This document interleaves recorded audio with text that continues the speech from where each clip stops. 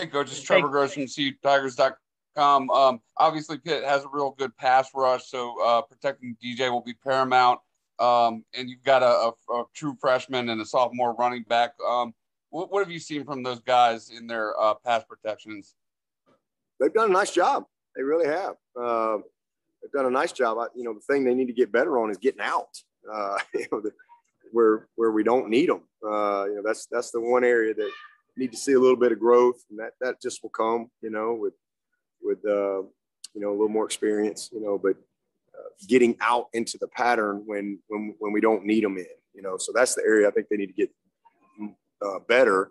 But as far as their protection and their assignments and techniques, they've done a nice job. Hey, Dabo, this is Anna with Clemson 24/7. I think Western Michigan was able to move the ball a lot just to kind of gashing them with the RPO, but it seemed like they – Anna, we're losing you a little bit. Sorry, can you hear me now? I can't. Are you there, Anna? Try it again, yeah. Anna. Okay. Can you hear me? Yes. Okay, sorry about that. I don't know what happened.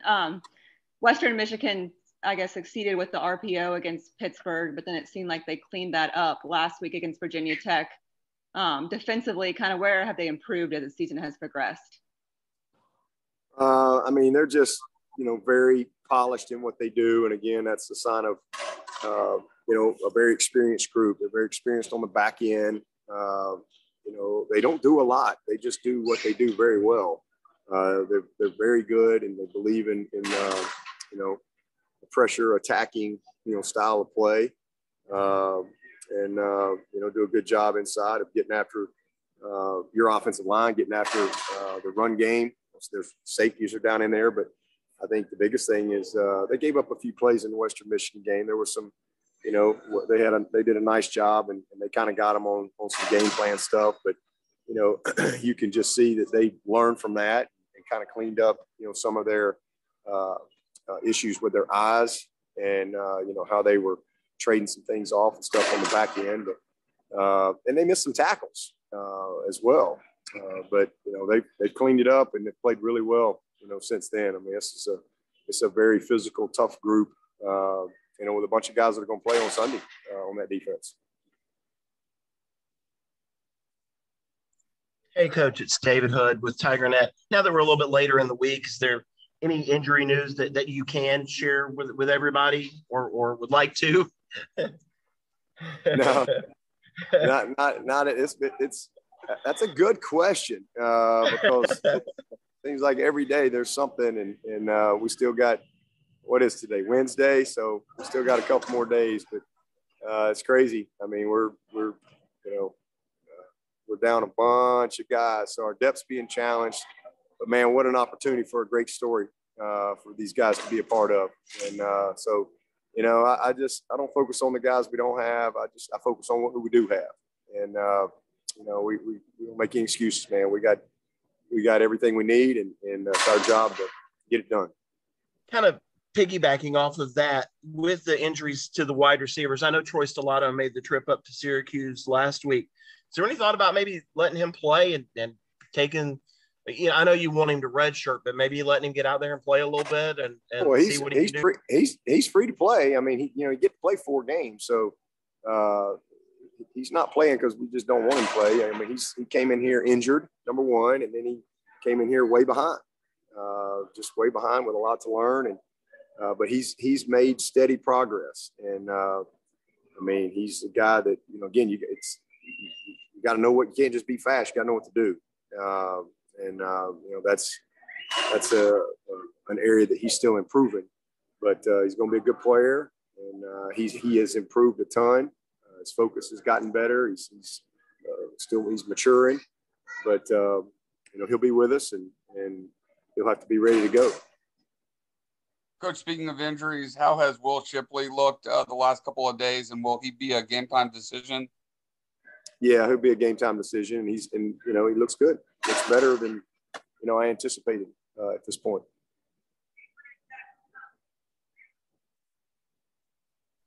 Coach, obviously with Syracuse, stopping the run was first priority with the great running attack they had.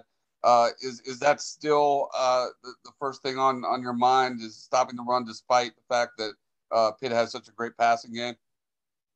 Well, I think every week it always starts with stopping the run. Even though they're a pass first team. I mean, they don't make any bones about that. But these two backs they got can hurt you. These guys are really good, and they will run the football, and they run it better. They ran it better against Virginia Tech for sure.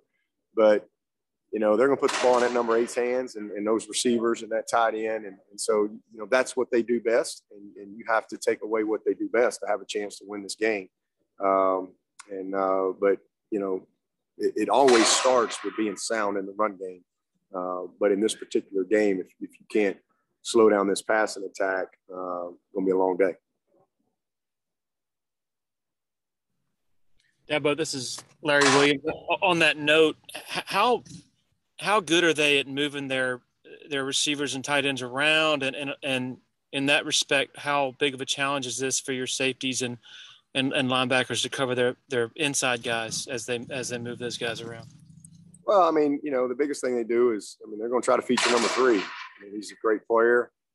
He's had 4 games in a row. He's averaged 120 plus yards a game last 4 games. And so,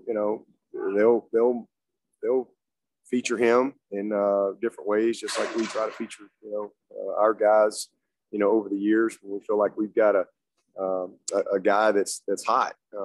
But they just do what they do. It's not complicated, but it's hard to stop because you got a quarterback that plays the game is slow for. He plays with precision and poise and really understands defense. And every defense has a weakness. Every defense, and when you got a guy that really understands that and sees the pressures, he's a hard guy to get to. So we've got to disrupt him. We can't let him be comfortable and get in rhythm. We got to make him move, and we got to contain him because he is a good scrambler. And when he scrambles, it usually leads to a big play in the passing because he's a good thrower on the run as well. But they do what they do, and again, they've got all those receivers are good. The tight end's a very good player. They get the ball. They spread. That's one of the things that makes it so difficult. They spread it out to everybody, but they're going to make sure number 3 has an opportunity to touch the ball. So you got to know where he is and have a plan for him. How do you think y'all have done this year at pressure and just with your front 4 so far? We've done well. Miles Murphy and Xavier Thomas have been, phenomenal when it comes to pressuring the quarterback. We've missed some sacks, but we've disrupted. Pressure creates timing issues, and a lot of the incompletions that we've had have where quarterbacks had to hurry it, been a little off target or whatever. That comes from pressure. So our pressure's been good. We've had very good pressure inside, and obviously we don't have Tyler Davis and Brzee now, but those guys have done a good job. Trey's gotten back there several times. Rube, we've done some good stuff, and we've created pressure, with secondary level, guys, backers and safeties, and even some corner stuff, along the way. But I think we've done a good job with that. And we've played a lot of coverage, but we've been able to still get the pressure because of what we've got on the edge. Dabo, this is Matt. With the wide receivers struggling some with drops and the offensive line allowing some pressures, just how do you feel like that group's practice this week, effort, all that kind of stuff been? Their effort's always been good. They had a great week last week, and it's been another same thing, another really good week. These guys have been really easy in that regard. It's just taking it to game day and making the layups, making the routine plays all the time and the impossible most of the time. That's what we try to live by around here. And right now we're not doing the routine stuff very well. Hopefully this will be the week that'll turn for us. And Brent was saying this week that it's a great opportunity to do something that not a lot of people think y'all have a chance to do. Is that something y'all are using at all you for the first time in a long time, you guys are underdogs playing an ACC game? We ain't worried about that. Listen, I promise you, Pitt doesn't look at us as an underdog. We're going to get everybody's best shot. It doesn't matter who we play. Doesn't matter what our record is. We just focus on trying to play our best game. We're not caught up in who's favored, who's not favored. You know, we just trying to play our best 4 quarters of the season. That's all we're worried about. Hey, Dabo, Davis Potter with the Clemson Insider. How have Booth and Fred Davis looked this week, and do you still expect them to be able to go Saturday? Yeah, they've looked good. It's the first time in a while we've got all 6 corners available. So good week for that to happen. That's for sure. Coach, it's Trevor again. We've seen Will Brown on punts ever since Will Taylor and Justin Ross went down in the BC game. Are you still feel pretty good about him in the punt return game? Yeah. I mean, you know, last week was obviously his first time to really get, you know, some significant experience. He had one mistake, but he's a guy we trust, and you know, nothing's changed there for us. Hey, Coach, it's David again. I thought Coach Narduzzi had an interesting comment. He was talking about DJ and saying sometimes, you know, with a young quarterback, unless it's a Trevor Lawrence or a Deshaun, you have some growing pains. Do you think that a lot of the criticism on DJ is because everybody got spoiled to just kind of how good those guys were right away and don't realize that that's the 0.1% of guys that come in and play college football? Well, do y'all think DJ was pretty good last year? I did. Good. We were better around him. Just that simple. You know, when Deshaun was here, when Trevor came in, you know, just that we were better around those guys. And, you know, we're just like we're in transition at quarterback, we're in transition everywhere else. I mean, like I said, we've had 3 different centers, 8 different starters in the OL. We've never had that in 6 games.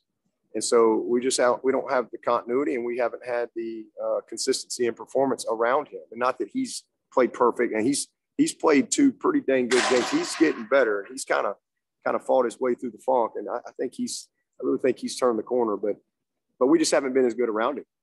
It's just that simple. We're going to be. We just it's been a lot of different things, but I think that's the biggest difference. You know, there are some growing pains that we're going through, I think, offensively. And certainly DJ has worked through some things too, but we were much better around him last year, much more had more continuity up front, didn't have the depth, but we had continuity. This year we got more depth but no continuity. And we've not been able to kind of put it all together in some areas. So when Trevor showed up, that was a national championship team.